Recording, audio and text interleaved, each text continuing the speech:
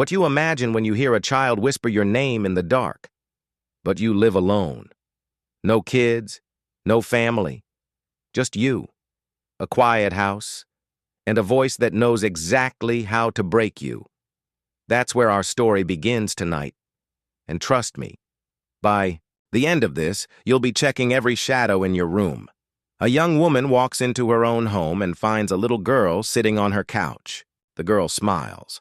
The girl says, "Mommy, I've been waiting." But this woman has never had a child. She's never even been pregnant. So who is this little girl? And why does she know things only a dead person should know? Welcome back to Midnight, Horror Vault, the channel where we dig up the darkest, most disturbing horror films and break them down so you don't have to lose sleep watching them yourself. Tonight, we're diving into Spirit of Fear from 2023, a movie that took audiences by surprise with a twist that nobody saw coming. Before we go any further, do me a quick favor. Smash that like button, hit subscribe, and turn on notifications. We post horror breakdowns every single week, and you don't want to miss what's coming next. Now let's get into this nightmare. Our story opens on a woman named Charlotte. She's in her early 30s, beautiful but tired, the kind of tired that lives in your bones. She's recently moved into a quiet suburban neighborhood. The house is big, way too big for one person. The kind of place with creaky floors, long hallways, and rooms that stay empty no matter how much furniture you add. Charlotte tells her neighbors she needed a fresh start. She doesn't say why. She doesn't say what happened. But you can see it. In her eyes.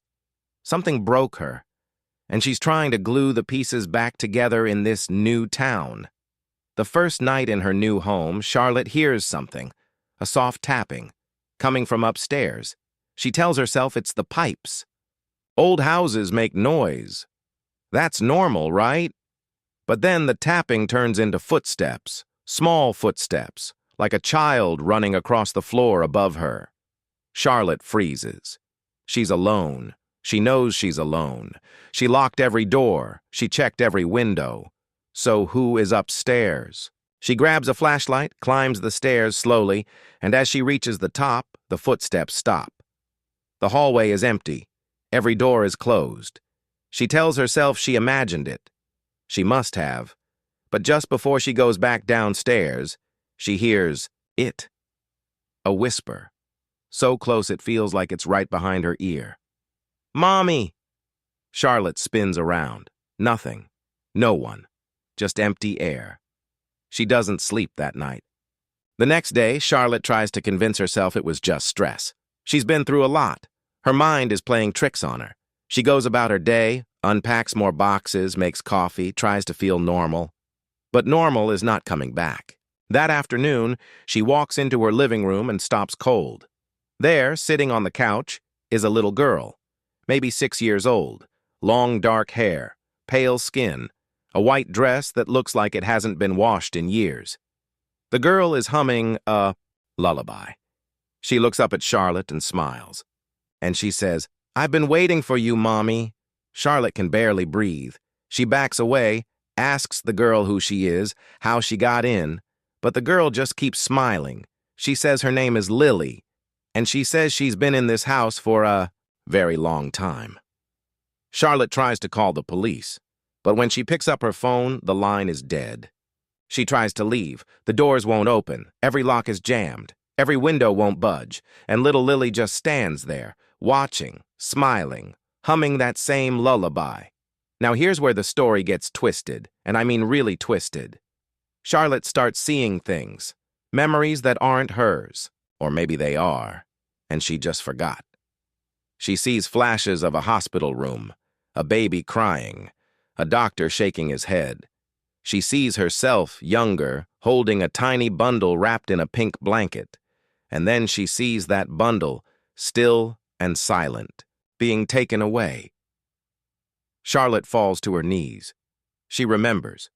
She had a daughter, a long time ago. A daughter she lost, a daughter named Lily. But this isn't possible. Lily died as a baby. She never grew up. She never got to be 6 years old.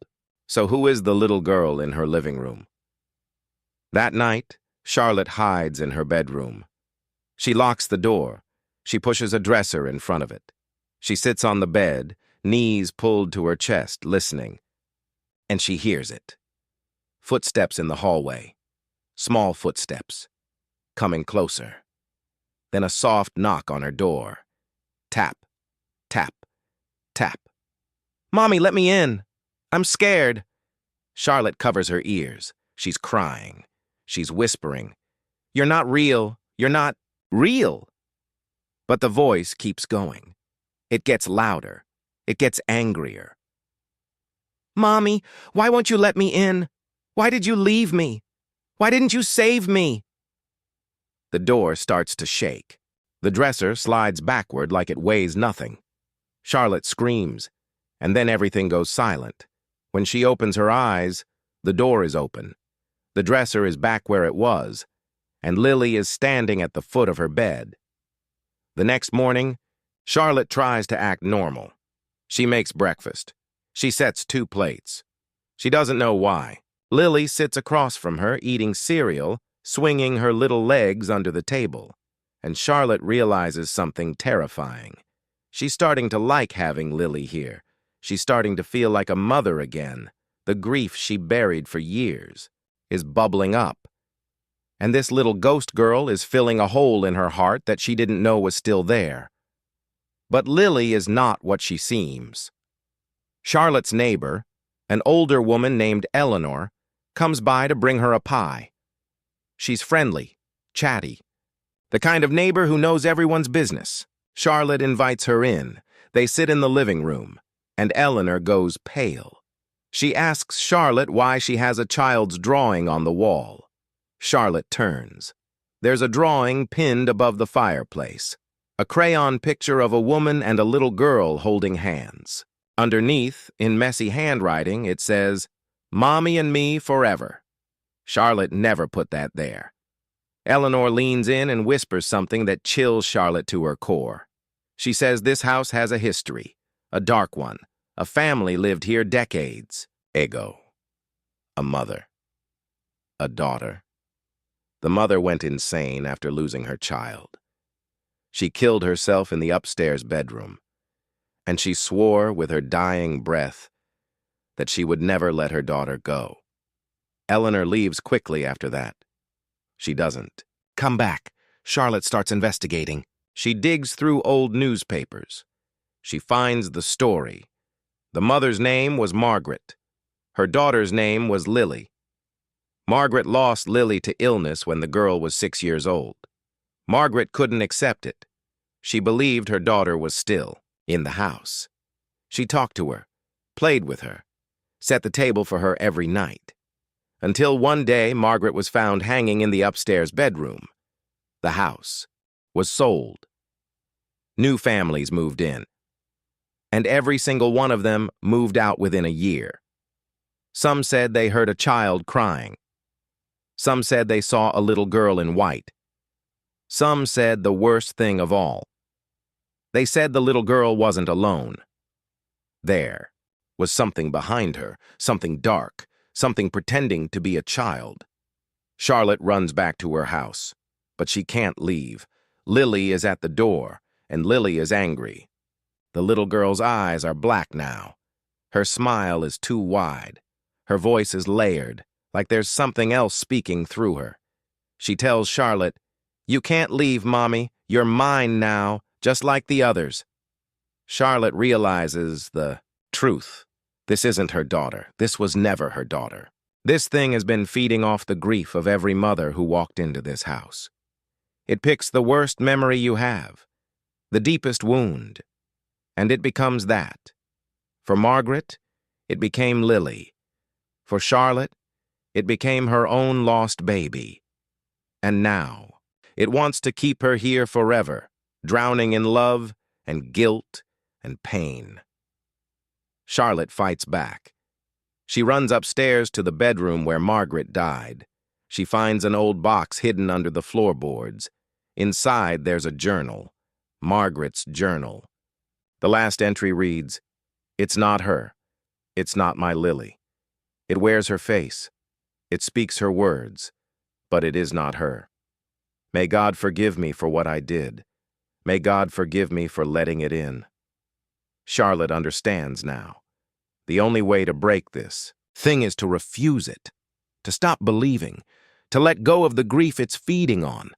But that's the hardest thing in the world, because letting go means accepting that her real daughter is gone, truly gone, forever. And for years, this lie has been the only thing keeping her alive. The thing that looks like Lily appears behind her. It's not smiling anymore. It's snarling. It's growing. Its skin is cracking. Black smoke pours from its mouth. It screams, "Don't leave me, Mommy! Don't leave me again!" Charlotte is sobbing. She's shaking. But she does the bravest thing she's ever done. She looks the creature in the eyes and says, "You are not my daughter. My daughter is at peace, and I love her too much to let you wear her face." The creature shrieks, the walls shake, windows shatter, and the thing that was pretending to be Lily collapses into a pile of ash and shadow. Now, if you're enjoying this breakdown, drop a comment below telling me what you would have done in Charlotte's place. Would you have let go, or would you have stayed in that fantasy forever? And if you've made it this far, share this video with a horror fan friend because they need to see this story too. Trust me, the ending is going to wreck you. The next morning, the doors open. The locks unlock themselves. Charlotte walks out of the house carrying nothing but Margaret's journal. She drives away and never looks back. Or so we think. Because here's the twist. The movie ends with a new family moving into the house. A young couple. They're excited. They have a little boy. Maybe 4 years old. Sweet kid. Loves to play. The first night, the boy walks into the kitchen and tells his mom he made a new friend. His mom smiles and asks, "What's her name?" And the boy says, "Her name is Charlotte. She says she's been waiting for me." The screen cuts to black. Roll credits. Yeah, let that sink in. Charlotte didn't escape. Nobody escapes that house. The thing that lives there just adds new faces to its collection. And every grieving mother, every lonely soul who walks through, that door becomes part of it. Forever. This movie hits different because it's not just about a haunted house. It's about how grief can become a prison, how the things we love most can be twisted into the things that destroy us, and how sometimes the scariest monster isn't the ghost in the hallway. It's the part of us that doesn't want to let it go. Spirit of Fear is one of those movies that stays with you for days. You'll be doing the dishes and suddenly you'll remember that little girl on the couch. You'll be falling asleep and you'll hear that whisper, "Mommy," and you'll check the door just to be sure. So, what did you think of this story? Would you watch this movie? Have you ever felt something in your home that you couldn't explain? Drop your stories in the comments below. I read every single one, and the best ones might end up in our next video. If you love this breakdown, you already know what to do. Hit that like button, subscribe to Midnight Horror Vault, and ring the bell so you never miss a new horror story. We're just getting started, and the vault has so many more nightmares waiting for you. Until next time, keep your doors locked, your lights on, and your eyes open. Because sometimes the scariest stories aren't on the screen. They're sitting on your couch smiling, waiting for you to call them home. Good night.